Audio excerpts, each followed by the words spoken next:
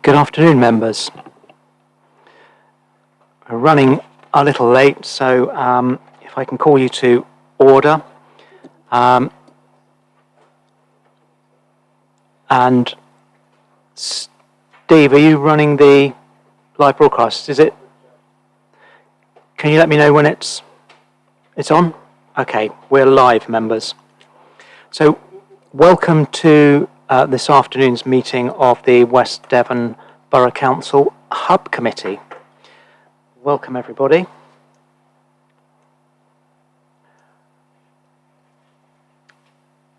If I can move to the first item on the agenda, which, if I can get to it, should be apologies for absence. Do we have any apologies for absence, Mr. White? Thank you, Chair. Good afternoon, members. No, we are at a full house of members, 9 members in attendance from the committee. Thank you, Chair. Thank you, Mr. White. Item 2, declarations of interest. Members are invited to declare any personal or disclosable pecuniary interests, including the nature and extent of such interests they may have in any items to be considered at the meeting. Does anybody wish to raise a declaration of interest? I've got nobody coming forward, Mr. White. Item 3, items requiring urgent attention. I have not been advised of any. Me neither, thank you, Chair. So we will move on to item 4, confirmation of minutes. You've been previously circulated the minutes of the previous meeting. If I can go through those in order, members. So we're looking for, this is the meeting of the 8th of June 2021. Obviously we're looking for accuracy and completeness of the minutes. So anything, members, on page 1? Page 2?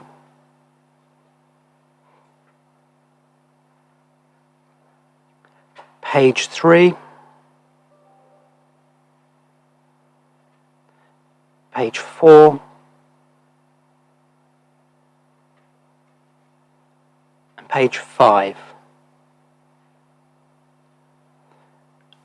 I take it then we're happy to accept those as a true and complete record of the meeting. Thank you, Mr. White. Chair.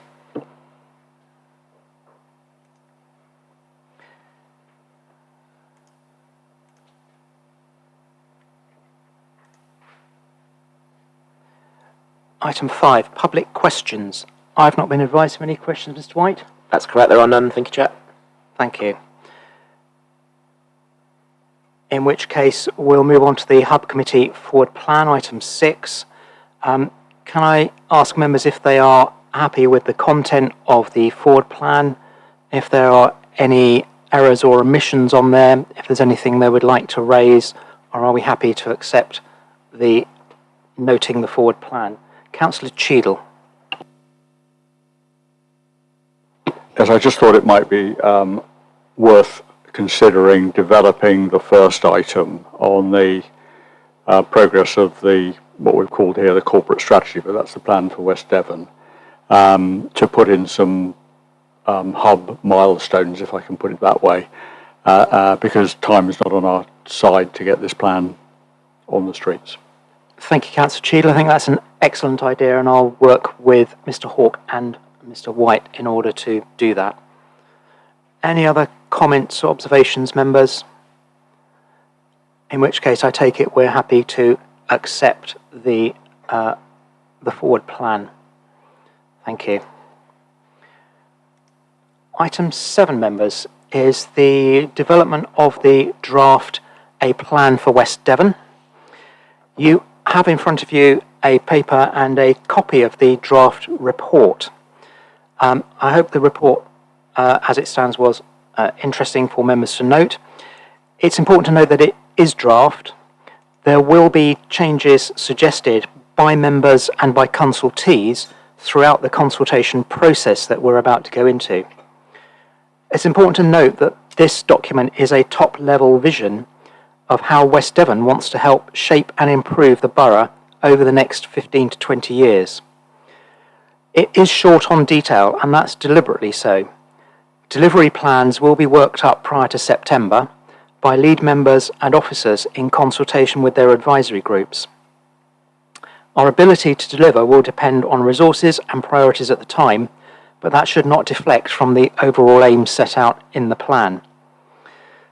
The plan is aspirational and hopefully inspirational, setting out the West Devon that we want to live in. Some of the proposals are not in our gift, but will require us to work with and lobby others. It's important that's recognised, and one of the points that's been made to me is that that is maybe not been made clear in the report at this stage. We will be adding something to the report in order to reflect that prior to submission to Council next week. The report addresses a number of different audiences, setting out our view of the direction that West Devon intends to take. Those audiences include residents, partners, and other organisations, and also staff. All are important constituencies that we need to take with us on this journey.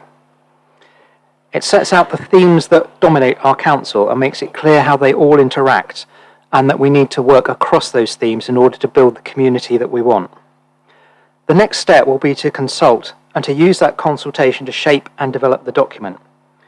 Alongside that, lead members and their advisory groups, working with lead officers on the senior leadership team, will develop the headline actions into delivery plans, firming up on exactly what we will achieve and how we will achieve it.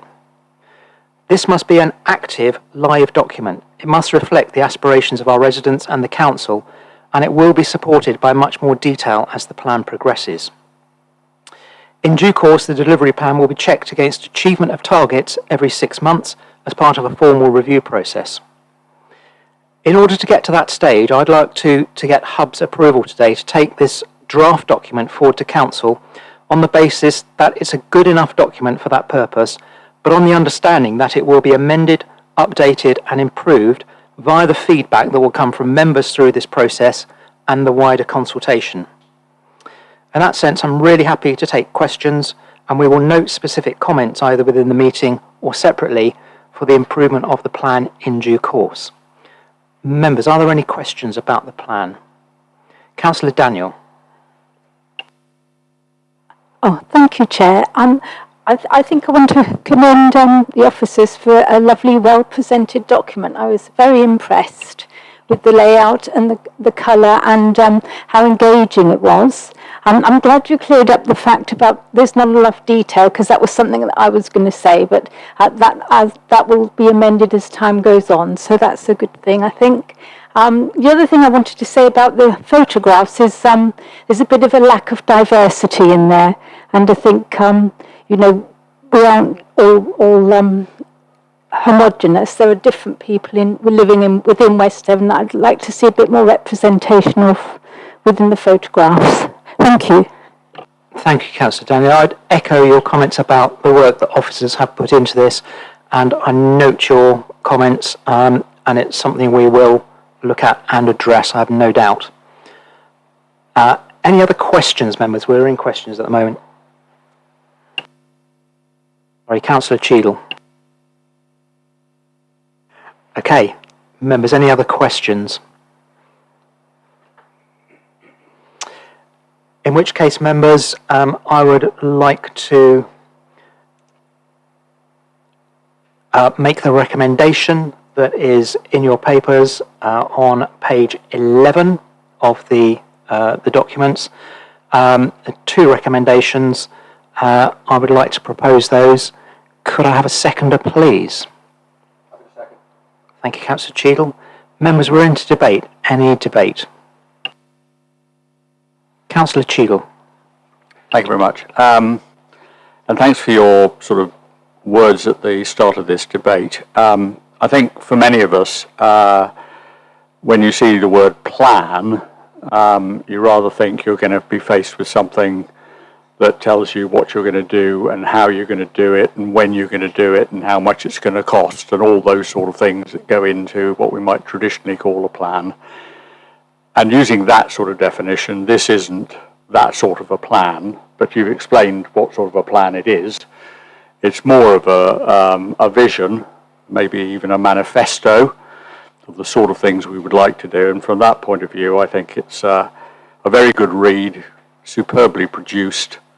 There's nothing in it which I can find objectionable in any sense. I question the deliverability of some of it, but that will come when we come to develop the development plans. There were 2 points, however, I would make. There are a couple, even at this stage, of syntax errors and almost typos, which I'm very happy to pass on to Mr. Hawke to just sort of correct in the document. And the other thing other point I would like to make is there are quite a few things referred to. I'll pick out just one at random. There's a thing in here called the Local Nature Recovery Scheme. Now, I don't know anything about that, and I wonder how many councillors know much about that, and therefore I wonder how many of the public will know much about that.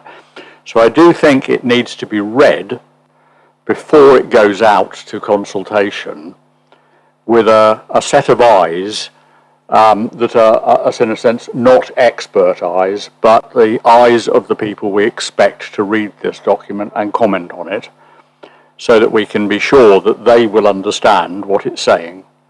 And there are 5 or 6 of those things I could point out. They start with capital letters invariably, which rather suggests they're things that we can describe, whereas I'm not sure we can describe many of them. So I think a combing through before release and a paragraph or two just setting out the context of this document, that it is not the delivery plan, it's not intended to be the delivery plan, that will come along later, but it's an expression of intent and ambition, as you've said. Thank you, Councillor Cheadle. We are going to add such a comment at the beginning, and I'm sure it's fine looking at Mr. Hawke now that we will go through and make some of the changes that members have quite rightly pointed out to us to clarify and make the document more readable and more accessible. So I welcome those comments. Thank you. Any other debate, members? Councillor Pearce.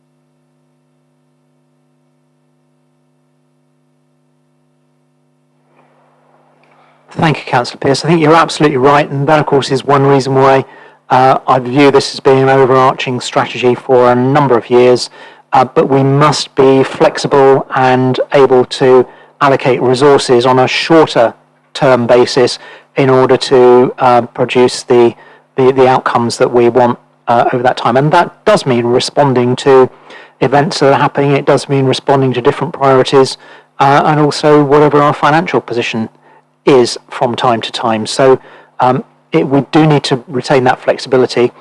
At the same time, I think the plan should be aspirational, and I think we should set out to do some things which are going to make a difference to the lives of people that live in West Devon. So fully appreciate your comments and accept them totally.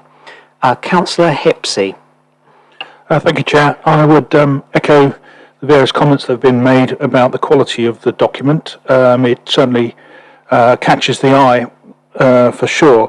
One of the things that I think is going to be extremely important when it comes to our plans, developing our plans and ultimately fulfilling them, is work with partners, partner organisations, and I think this is alluded to in various places, and I believe a consultation will also take place with such partners as Dartmoor National Park, Devon County Council, Town and Parish Council, etc.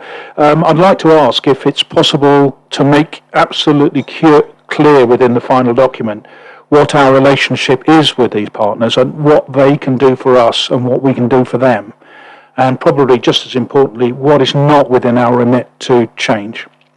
Thank you. Thank you, Councillor Hipsey. Absolutely noted. Thank you. Members, any other debate?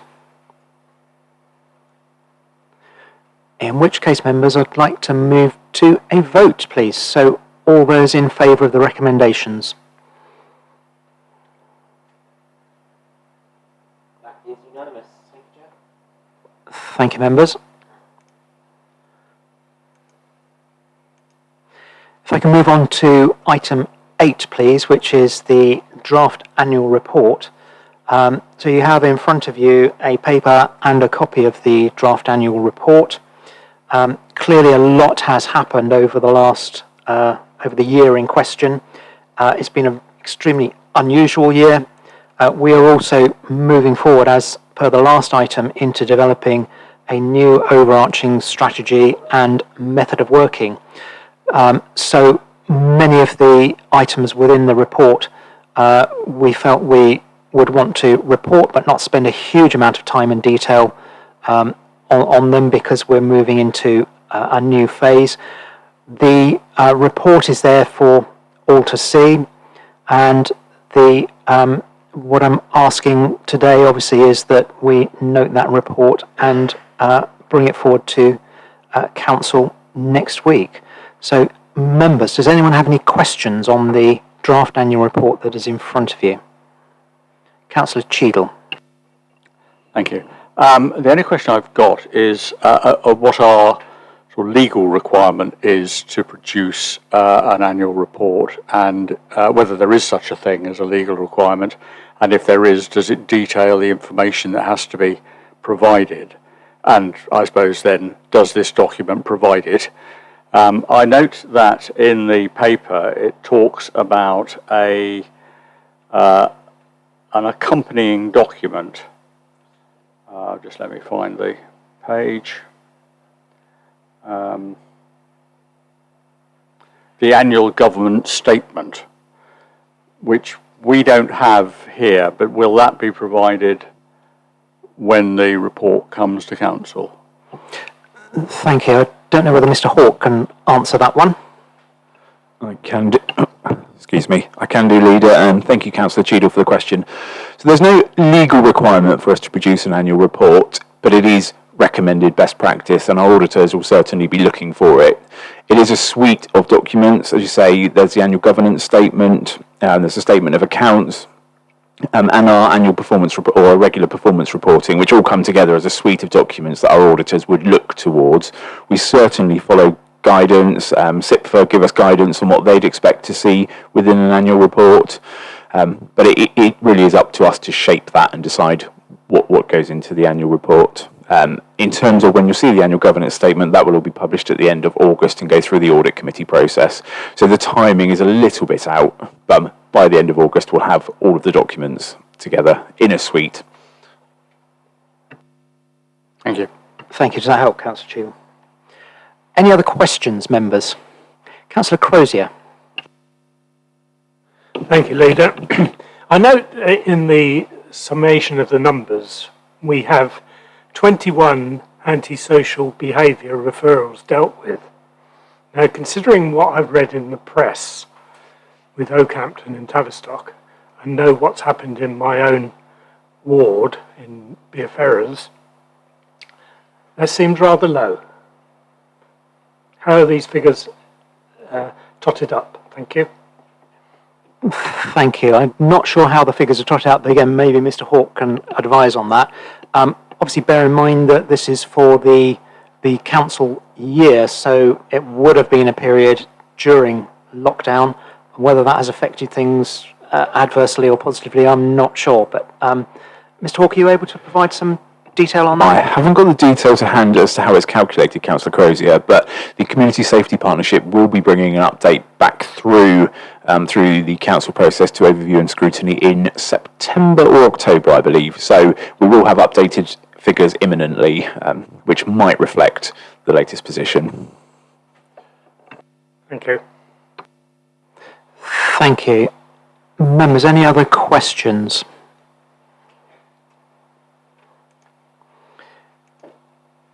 In which case, members, I'd like to move the recommendations which are shown on page, so trying to get to it, 63 of your document pack.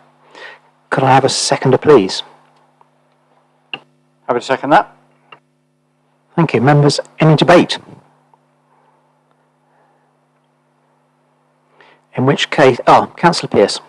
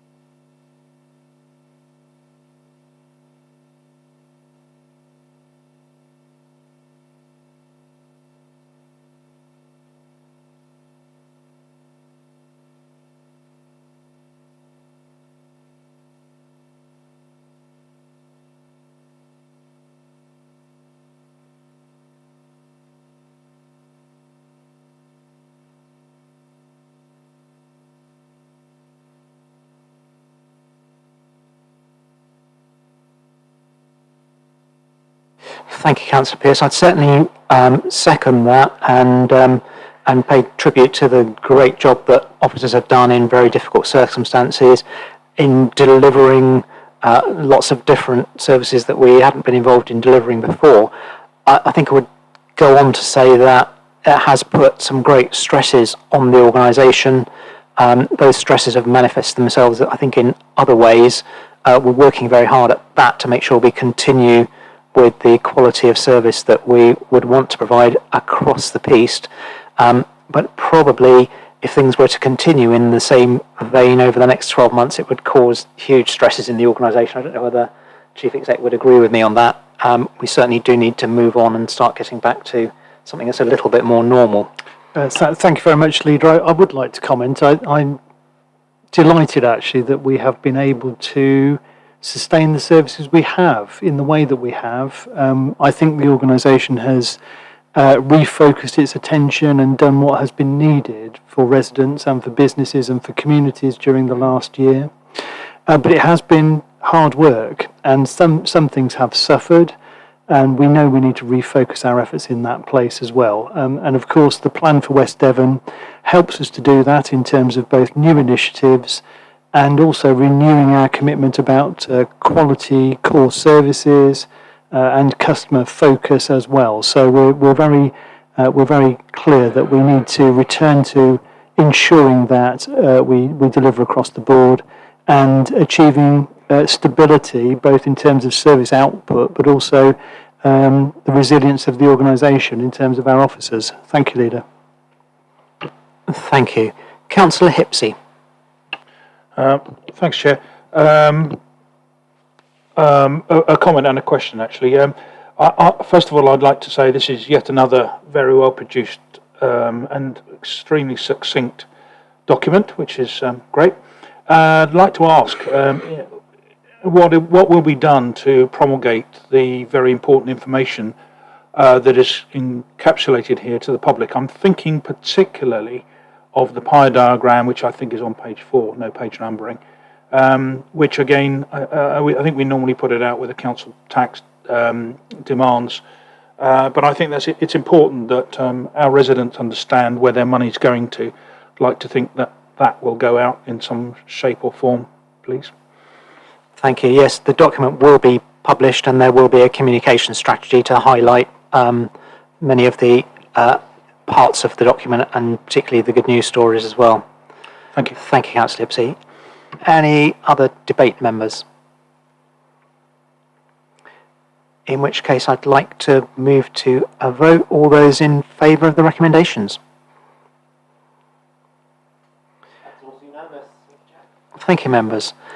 Item 9 on the agenda is Planning Service Review, a verbal update. I don't know whether Councillor Mott wants to introduce this, or am I going straight to... Oh, I'm happy to give it a shot, Joe. Thank you. Ably backed up, I hope, from the rear of the room.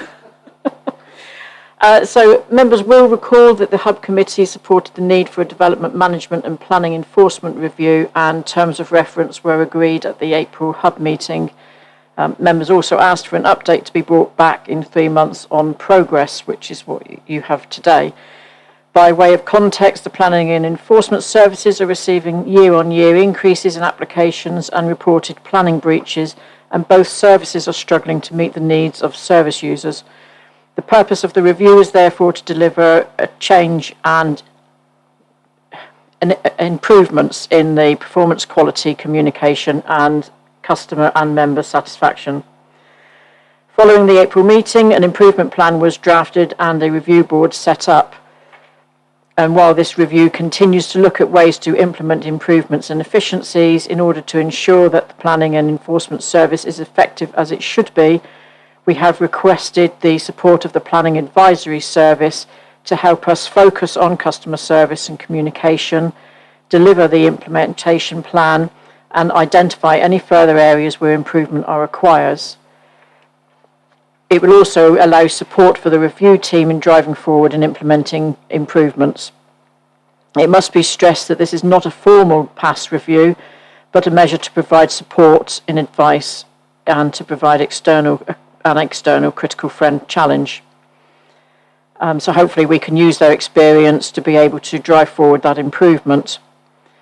With regards to recruitment and enforcement, we have now successfully recruited to the vacancies in the core enforcement team, and these are now working and training in post. We've appointed a specialist contractor to help provide support on an interim basis while we recruit to the specialist vacancy.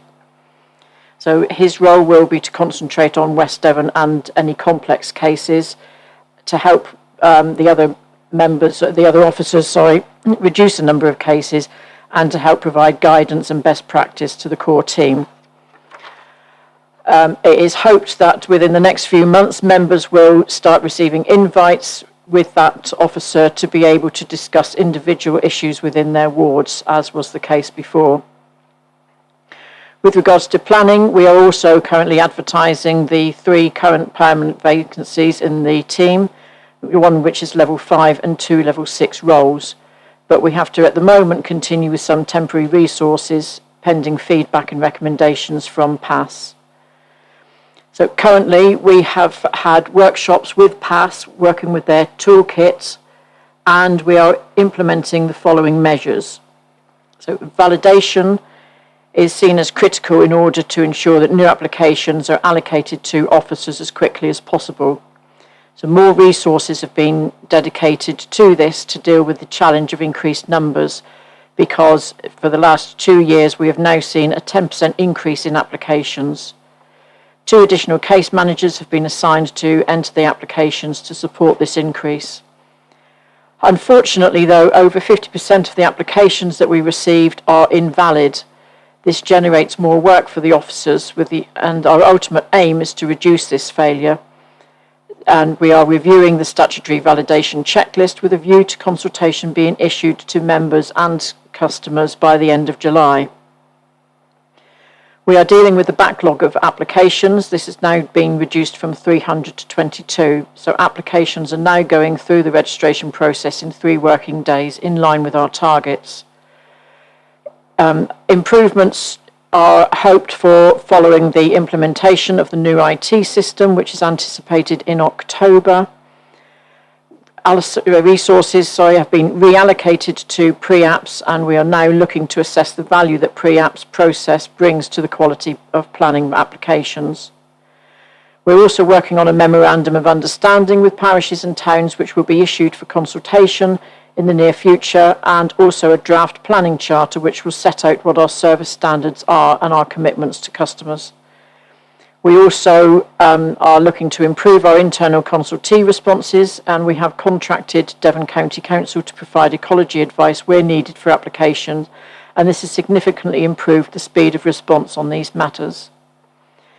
So as the improvement plan will be updated and amended following input from PASS, a revised plan will be brought to the September Hub Committee meeting together with progress against the plan. Thank you, Councillor Mott. Mr. Weimer, is there anything you would want to add to that? Thank you, Chair. Good afternoon, members. I don't think there's anything specific I need to add. I think that's been a comprehensive update, but obviously I'll happily answer any questions members may have. Thank you. Members, any questions? Councillor Edmonds. Thank you, thank you, Chair. Validation is my question here. It's obviously a very important part of the planning process, and I seem to recall a previous administration that we outsourced this function for a while, and I just wondered if that option or this option has been considered as part of this review. Thank you. Mr. Weimer. It certainly will be considered as part of the review. I would be very hesitant personally, because there was an awful lot of unhappiness from customers and agents that it was outsourced and they couldn't get hold of people, and it was I think that we did suffer a little bit from a reputation point of view when we did that, and I think it was a couple of years ago. So my preference, to be honest, members, is to make sure that we've got suitable processes, that we do provide an efficient and effective in-house service. One of the key issues for me is going to be working with agents to really try to reduce the amount of invalid applications that come to us. We have done a little bit of benchmarking. One of my colleagues in case management has had conversations with other neighbouring authorities and wider South West, and it's not an issue peculiar to West Devon and South Hams. If speaking to Teambridge, they've got actually a slightly higher number of invalid applications. So it's a problem across the board. But once we get the amended validation checklist adopted, then we'll be going out to agents and doing a specific training workshop session on this is what we need you to do. And we also need to, and we haven't been doing this, and that's a failing. We need to start keeping specific records of what the common instances are and seeing whether they come from individual practices, and then doing targeted workshops, training with those practices to try and get those numbers reduced. But at the moment, I can confirm Councillor Mott's statement that we are dealing with validation registration within that 3 to 5 working day period, which is what we need to be doing to get them advertised in the newspaper in the second week. To be honest, it doesn't. There's not a significant benefit to us whether it's done in 3 days or 5 days. The key is getting it advertised in the newspaper the first available opportunity, so that 4-week publicity period starts sooner rather than later. But we are on track now. But we just need to, and hopefully the new IT system will help to smooth that out even more when it comes on. Thank you, Mr. Weimer. May I just have a second question, Chair, and that is around the pre-application facility. I'm a great advocate of that actual process. Is that something we'll look to? And I know we have done this in the past. Are we looking perhaps to promote that? Because I think, would I be right in saying that does add value to the process and in the end speed up the process and perhaps increase the number of approvals first time around? Thank you. Through you, Chair, thank you.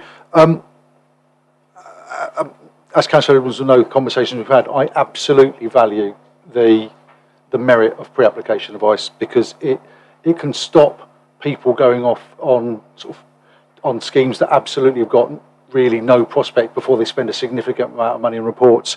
It also does absolutely speed up the possibility of an approval first time and hopefully getting applications validated first time. I don't propose that we will look to change the pre-app policy, because that was relatively recently adopted, and I think the policy is working well. What we have done is we've now got 2 officers who only do pre-application advice. They haven't got a mixed workload of pre-application and planning applications, because inevitably planning applications always, for whether you want them to or not, always end up taking priority over the pre-apps. So we've got 2 specific people doing pre-apps. They're getting to them quicker, so the service is improving in terms of speed to get back. What I haven't got to date, and this is what we need to start doing, is I haven't got any actual evidence to back up along the lines of, well, this number had pre-app and therefore they got approved straight away. So I need that evidence, and we need to have conversations with agents. The fact that more practices are now coming in for pre-applications, I think, is an indication that the service is improving and people are seeing the value of it. I think, to be honest, the next thing we need to look at is whether, if we are going to go out and actually promote it, we probably need to put a 3rd officer in there to make sure I think it'd be wrong to promote something unless you can ensure you can deliver the service you're promoting. But because it's a paid-for service, I think there's a significant prospect that if it does need additional resource, that additional resource will pay for itself for the additional money, the additional income coming in for the pre-apps. But to my mind, it's a crucial part of the service. Thank you, Mr. Weimer. Thank you. Just what I wanted to hear. Thank you, Councillor Edmonds. Councillor Pearce.